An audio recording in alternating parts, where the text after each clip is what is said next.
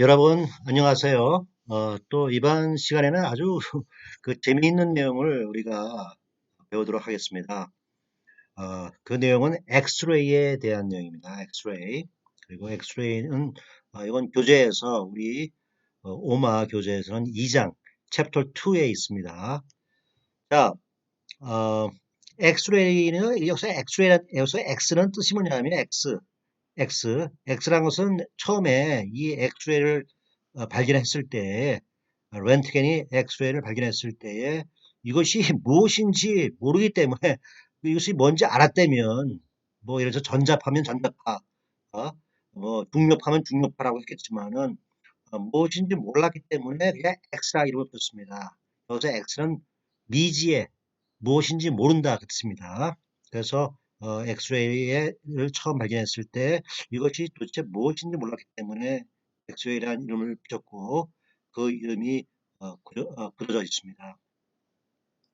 엑스레이 에너지는 약 10의 4승, 한 10,000일렉트론 볼 정도로 매우 높고 그리고 따라서 파장이 1앵스트롬 정도로 매우 짧습니다.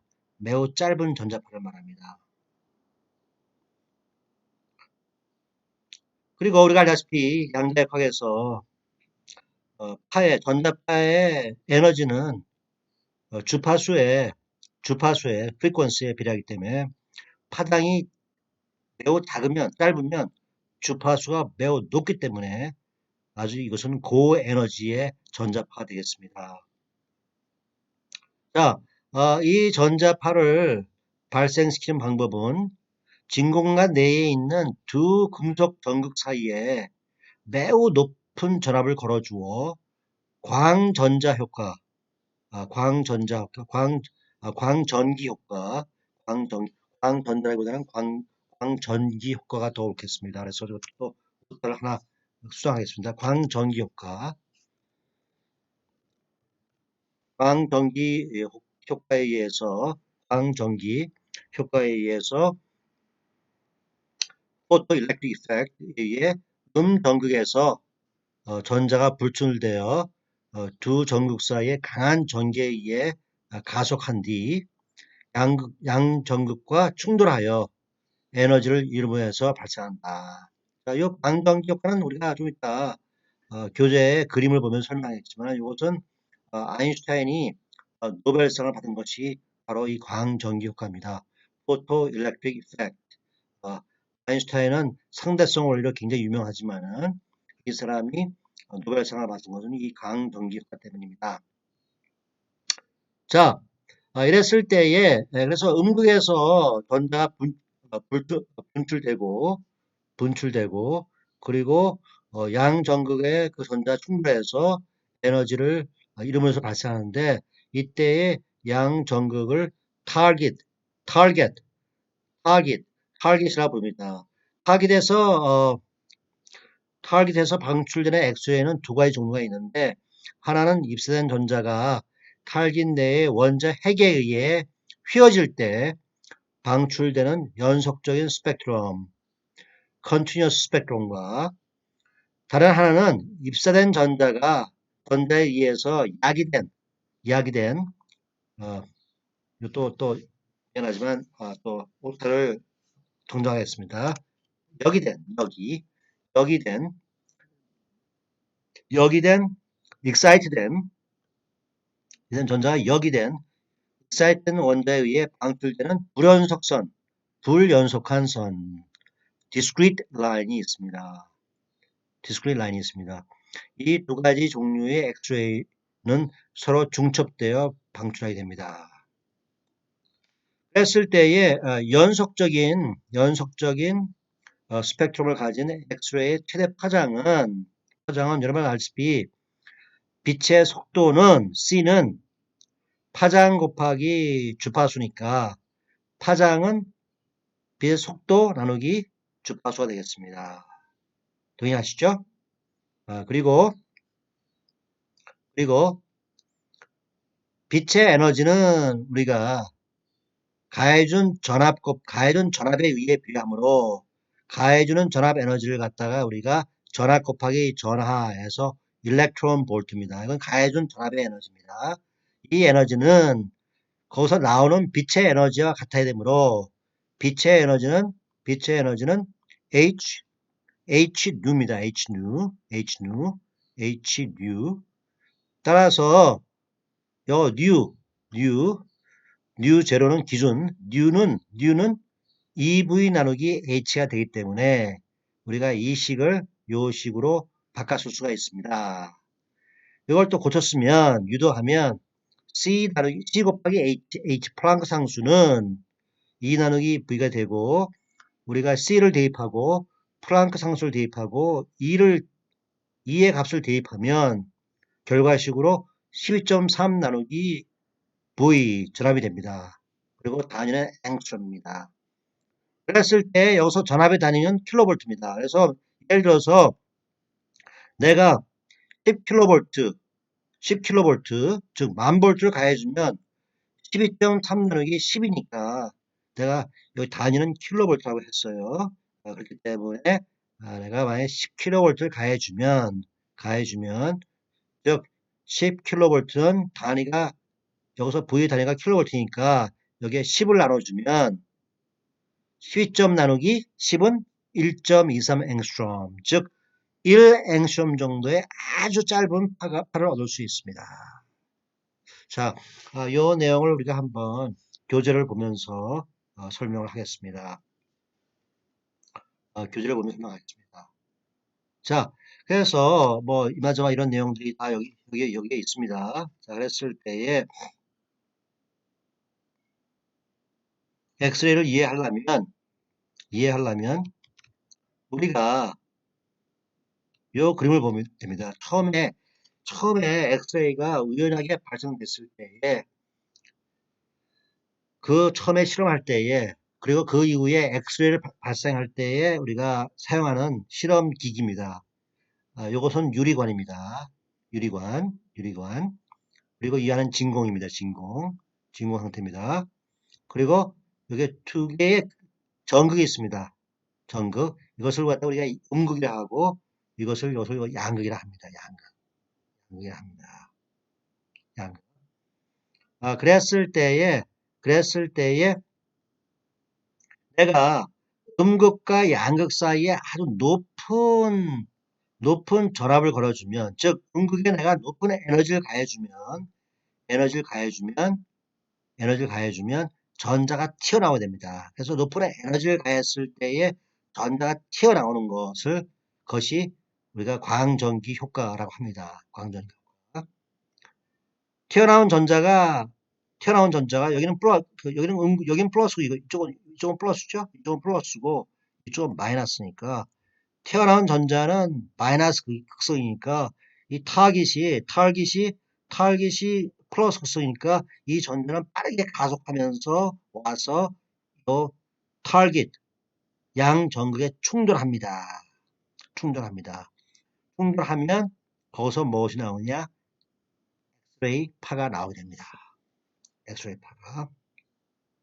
자, 이것이 원리입니다, 여러분. 그래서 이거 실험 장비 구조는 굉장히 단순하고 단지 우리가 전압을 약 한 만 볼트 정도 가해줘야 우리가 엑스레이를 갖다 얻을 수 있습니다. 왜? 엑스레이는 파장이 매우 작습니다. 그래서 높은 전압 만 볼트 이상을 가해주면 1 앵스트롬보다 짧은 1 앵스트롬 이하의 엑스레이 파를 우리가 구할 수 있습니다. 자, 이런 이해했죠? 이것이 엑스레이 갖다가 어떻게 발생시키는지 Generation of X-ray입니다. 그렇죠? 그래서 타겟에 이 전자가 타겟을 때리면 이 때린 전자 중에서 일부는 이 타겟에 있는 원자들이 있으면 원자들이 배열되어 있으면 원자 가운데는 핵은 극성이 플러스죠. 이 전자는 마이너스고 핵 주위를 이렇게 휘면서 왜 핵이 땡기니까 휘면서 나오게 되고 이렇게 휠 때에 전자파가 휘게 되면 그때 휠 때에 또 여기서 파가 나옵니다. 그것이 지속적인 스펙트럼을 가지는 엑스레이 성분입니다. 또 하나는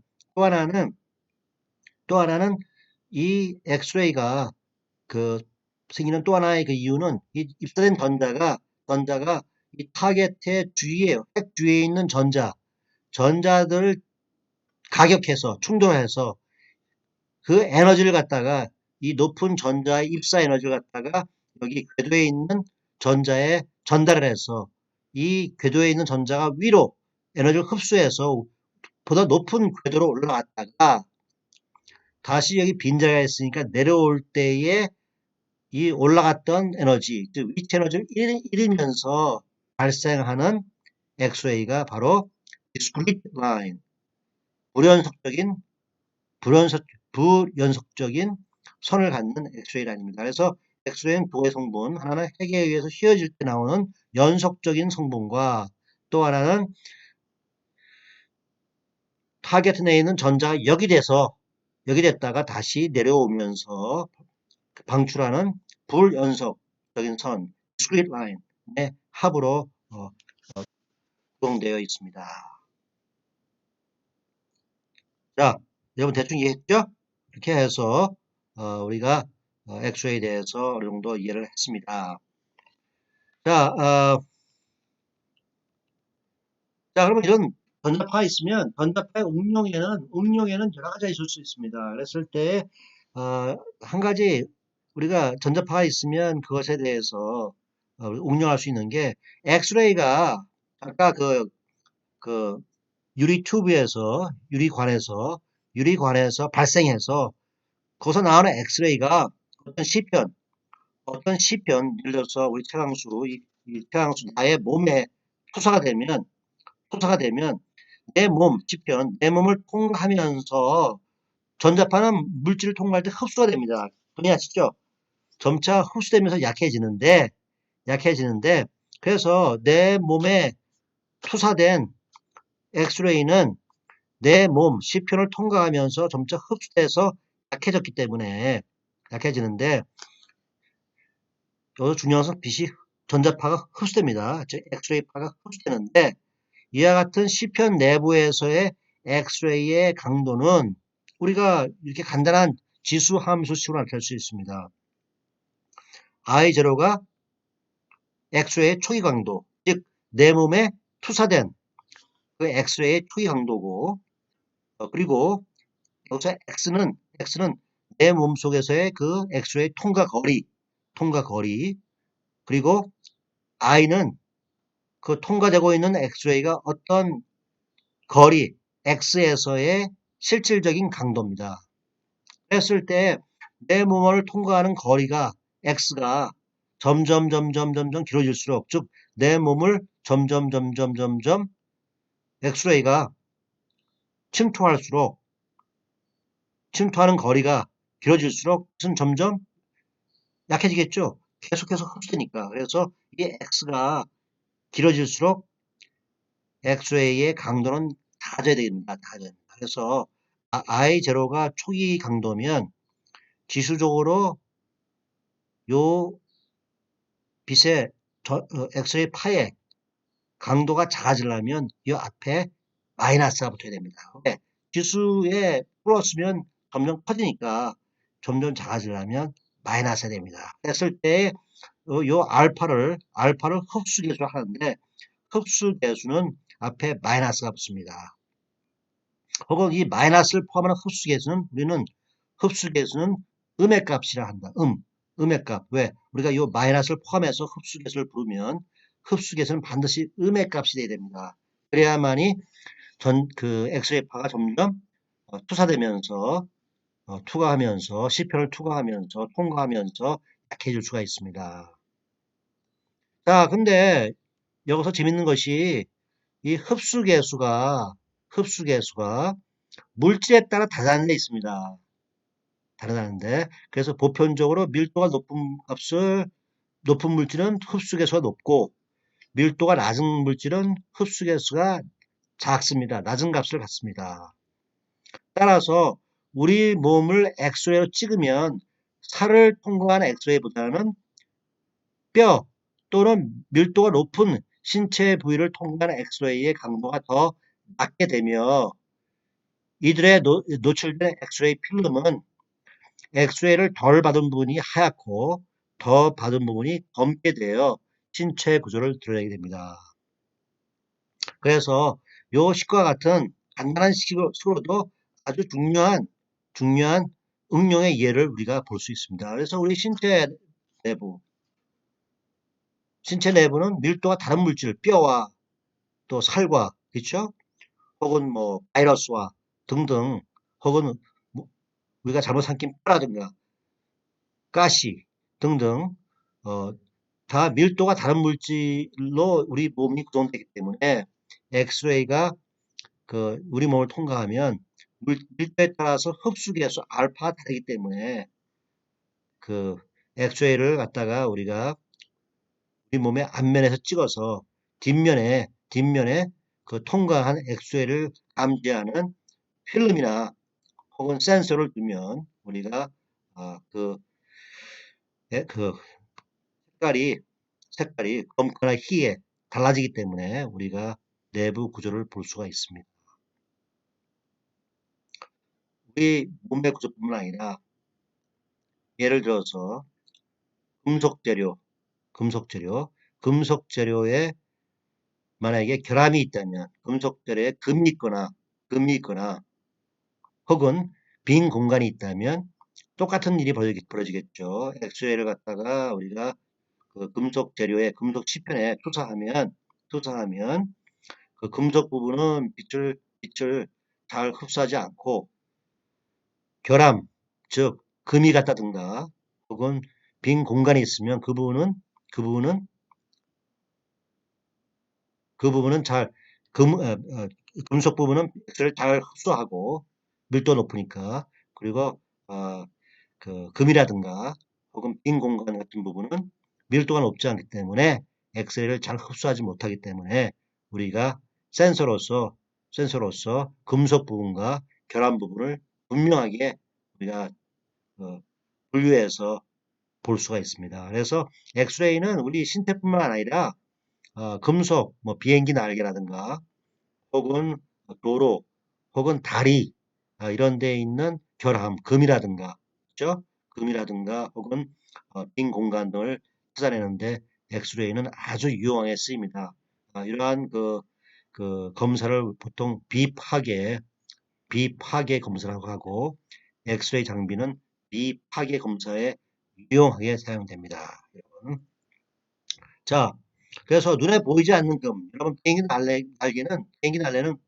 날개는 하늘에서 그 공기와 접하면서 많은 진동을 받게 되고 많은 진동을 하다 보면 피로도가 쌓여서 비행기 날개에는 눈에 보이지 않는 많은 금이 있습니다. 눈에 보이지 않기 때문에 그런 금을 찾아내기 위해서는 이렇게 엑스레이 비파괴 검사를 사용해서 어, 어, 금과 엑스레이 날개 금속과의 흡수계의 차이를 적용해서 어, 금이 간 부분을 갖다가 정확하게 찾아낼 수 있습니다. 자, 여러분 많이 이 부분을 이해했다라고 생각합니다. 자, 하지만 우리 전자재료에서는 우리 몸의 구조, 몸에 부러진 뼈 이런 걸 보는 이런 거시적인 구조를 보는 엑스레이 검사보다는 우리는 엑스레이를 사용해서 전자 재료 내에 있는 결정 구조를 우리가 파악하는 데 사용합니다. 그래서 엑스레이 용도가 우리 전자 재료 분야에서는 좀 더 다릅니다. 전자 재료에 있는 결함을 찾아내기보다는 전자 재료의 결정 구조를 찾아내는데 우리가 엑스레이를 사용합니다. 자, 그랬을 때에 우리가 사용하는 법칙을 브래그의 법칙, 브렉스 로, 브렉스 로라고 합니다. 자, 그리고 이 엑스레이는 결정 구조를 갖다가 우리가 파악하는데 유용할 수 있는데 그 이유는 엑스레이와 같은 약 1앵스트롬 정도 혹은 그 이하의 짧은 파장을 가지는 단파는 약 5앵스트롬 정도의 격자 간격, 즉 격자 상수가 약 5행성 정도의 격자 간격을 갖는 결정체의 구조를 탐사하는 데 아주 유용할 수가 있습니다. 그 이유는 우리가 상식적으로 이해할 수 있습니다. 상식적으로 우리가 항상 어떤 구조를 조사한다면 조사에 사용되는 도구는 반드시 우리가 조사하고자 하는 구조에 비해서 작아야 됩니다. 작아야 됩니다. 한 예를 들겠습니다. 우리가 만약에 우리 입안에 예를 들어서 이빨 사이에 끼어 있는 고춧가루, 이빨 사이에 있는 고춧가루를 우리가 찾아내려고 한다면 우리 이빨에 뭐 썩 좋은 예는 아니지만은 여러분이 점심시간에 우동이나 라면을 먹고 이빨에 고춧가루가 끼어 있는지를 파악하려면, 즉 이빨 사이를 우리가 조사하려면 그러려면 그 이빨 사이의 간격보다 작은 도구를 사용해야 됩니다. 우리가 이렇게 이빨의 요철 혹은 이빨 사이에 낀 고춧가루를 감지하는데 이빨의 폭과 비슷한 손가락을 사용하면 이빨 사이의 틈새를 제대로 조사할 수가 없습니다. 따라서 우리가 이빨 틈새를 조사하려면 그 훨씬 틈새보다도 작은 요지를 이빨보다는 물론 훨씬 작고 틈새보다도 작은 요지를 사용하는 것이 더 정확하게 이빨 사이에 낀 고춧가루를 찾아내는 방법입니다. 똑같은 이치입니다. 그래서 굉장히 상식적인 내용인데 우리가 조사를 받는 시편의 구조보다 시편의 크기보다 탐사 도구가 더 정밀해야 합니다. 즉 더 작아야 됩니다. 이거 중요한 내용입니다. 조사를 받는 시편의 크기보다는 탐사 도구가 더 정밀해야 됩니다. 더 작아야 하는 이치는 우리가 모든 탐사에서 보편적으로 적용됨을 우리가 기억할 필요가 있습니다. 기억이라보다는 우리가 이해할 필요가 있습니다. 자, 그랬을 때에 브렉의 법칙에 의하면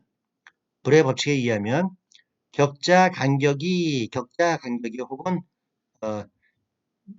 결정체 내의 면과 면 사이의 간격이 D인 결정체에 그래서 뭐 정확한 얘기는 격자보다는 격자면 하겠습니다. 그리고 우리가 간략하게 오타를 수학합니다. 격자면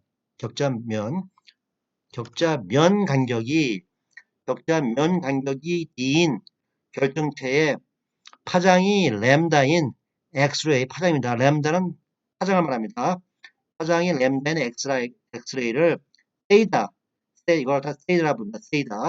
세이다 아마 우리말로는 아마 테다 할 텐데 세이다 이건 램다 둘 다 그리스 알파벳 램다인 엑스레이를 세이다 각도로 입사시키면 결정체 내부의 각 결정면에서 반사가 되며 이 반사된 엑스레이는 서로 간섭 현상을 일으키는데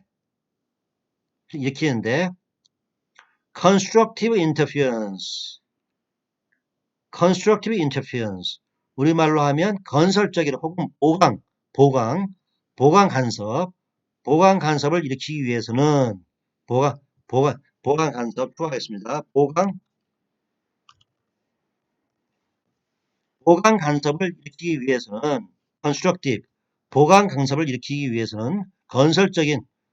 보강 간섭을 일으키기 위해서는 건설적인 간섭 혹은 보강 간섭을 일으키기 위해서는 반드시 n 램다 equal 2d sin theta 그리고 여기서 n은 1, 2, 3, 4, 5, 6에서 무한대까지의 정수를 말합니다. 방의 정수를 말합니다. 그리고 이러한 식을 만족시켜야 되는데 이 식을 우리가 브렉의 법칙이라고 합니다. 브렉의 법칙이라 합니다. 그리고 이 식을 적용하려면 n이 양의 정수이니까 이 파장은 반드시 이 2D보다는 작아야 됩니다. 2D보다는 작아야 됩니다. 왜? 여기서 n은 1 이상이고 그리고 사인 세타는 1 이하니까 이 램다 파장은 반드시 2D 즉 결정면 사이 간격 D의 2배 2D보다는 작아야 되는 조건을 만족시켜야 됩니다. 그렇죠? 이렇게 했을 때에 회절 현상에 의해서 우리가 어, 결정면의 간격을 우리가 정확하게 알 수 있습니다. 자, 그럼 우리가 이 식을 보고 우리가 다음 시간에는 이 식을 어떻게 유도했는지를 설명하겠지만은 이 식을 보고 우리가 생각해 봅시다. 자, 여기서 D는 무엇이에요? D는 결정면의 간격입니다. 물질 고체 내에 결정체 내에 있는 결정면 사이의 간격입니다. 세이다는 뭐예요? 세이다는 엑스레이가 그 결정면에 입사되는 각입니다. 램다는 뭐예요? 입사된 엑스레이 파의 파장입니다. 그랬을 때 내가 만약에 이 파장, 램다를 알고 입사된 각을 정확하게 측정할 수 있다면 파장을 알고 입사된 각을 안다면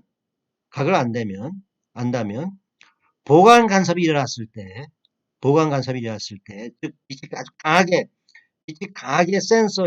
센서에서 감지됐을 때, 그때 상황에서 엑스레이의 파장과 입사각을 안되면 그 결정체의 결정면 사이의 간격을 알 수 있습니다. 일반적으로 우리가 알다시피 결정체는 원소가 다르기 때문에 실리콘 결정체, 탄소 결정체 등등은 탄소와 실리콘의 크기가 다릅니다. 따라서 결정면 사이의 간격도 결정체마다 다 다르다고 할 수 있습니다. 그래서 따라서 우리가 어떤 미지의 시편이 있었을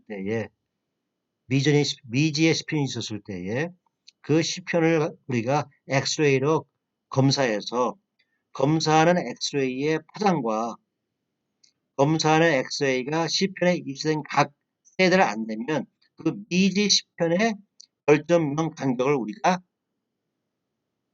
찾아낼 수가 있습니다. 구할 수가 있습니다. 그랬을 때 내가 뭐라 했죠? 결정체마다 즉 어떤 원소로 형성된 결정체에 따라서 결정면이 다 다릅니다. 그래서 우리가 이 미지의 시편은 어떤 결정면 혹은 어떤 결정면들을 갖고 있다라고 파악할 수 있고 그리고 그 결정면 사이의 거리 혹은 거리들을 기존에 우리가 이미 알고 있는 결정체의 결정면 간격 혹은 간격들과 비교해서 그것이 일치한다면 이 우리가 지금 검사한 미지의 결정체는 우리가 알고 있는 어떤 결정체와 똑같은 값의 결정면 간격 D 혹은 간격들을 갖고 있기 때문에 이 미지의 시표는 우리가 이것은 실리콘이다. 이거는 다이아몬드다. 이거는 갈리움 아르세나이트다. 이거는 구리다. 이런 거 갖다가 우리가 비교해서 이미 알고 있는 파악된 결정 구조와 비교해서 이 미지의 결정체가 이 미지의 수편이 어떤 결정체를 우리가 파악할 수 있습니다. 그래서 우리가 반도체라든가 혹은 뭐 여러 가지 전자 재료를 만들었을 때 혹시 만들어진 그 전자 재료 물질이 우리가 원했던 물질인지 아닌지를 확인하기 위해서는 이 엑스레이를 사용합니다. 그리고 이 브렉의 법칙을 사용해서 얻어진 결정면의 분포를 기존에 알려진 결정체의 분포와 비교해서 우리가 이 미지의 시편이 우리가 만든 이 미지의 시편이 제대로 만들어졌는지 성분이 올바른지를 우리가 파악할 수 있습니다. 그래서 이게 엑스레이는 굉장히 중요한 중요한 어, 검사 도구라 할 수 있습니다. 자, 우리가 대충 우리가 액수에 대해서 설명을 했고 브레이크의 법칙에 대해서는 우리가 다음 시간에 좀 더 자세하게 그 값을 유도하겠습니다. 자, 엑스레이. 자, 핵심 내용은 뭐죠? 파장이 매우 짧다. 파장이 높으면 주파수는 매우, 파장이 짧으면 주파수는 매우 크다. 주파수는 매우 높다. 파장이 짧으면, 파장이 짧으면 주파수는 매우 높다. 주파수가 높으면 그 파의 에너지는 주파수 곱하기 플랑크 상수이므로 에너지가 매우 높다. 그래서 엑스레이는 매우 에너지가 높은 전자파다. 에너지가 높은 전자파를 발생시키려면 우리가 아주 높은 에너지를 가해줘야겠죠. 그래서 우리가 높은 에너지를 엑스레이파 발생 장치에 가해서 아주 높은 에너지의 엑스레이를 얻는다라고 했습니다. 그리고 이 엑스레이가 C편을 통과할 때 흡수에 대해서 논의했고 또 브렉의 법칙에 의해서 결정면 사이 간격에 대해서 논의했습니다. 그리고 작은 간격을 알려면 반드시 탐사 도구가 그 간격보다 작아야 됩니다. 자, 따라서 엑스레이는 파장이 1앵스트롬 이하의 아주 작은 파장을 갖고 있습니다. 따라서 5앵스트롬 정도의 결정 면사의 간격을 갖는 시편들은 1앵스트롬 이하의 아주 작은 파장을 갖는 엑스레이로 그 결정 면을 정확하게 탐사할 수 있습니다. 자, 오늘 내용은 그것이 그런 내용들이 핵심이라고 하고 여러분 만약에 이해가 좀 부족하면 동영상을 다시 한번 시청해 주시고 또 나에게 주저없이 이메일로 질문을 보내주기 바랍니다. 여러분 다음 시간까지 안녕.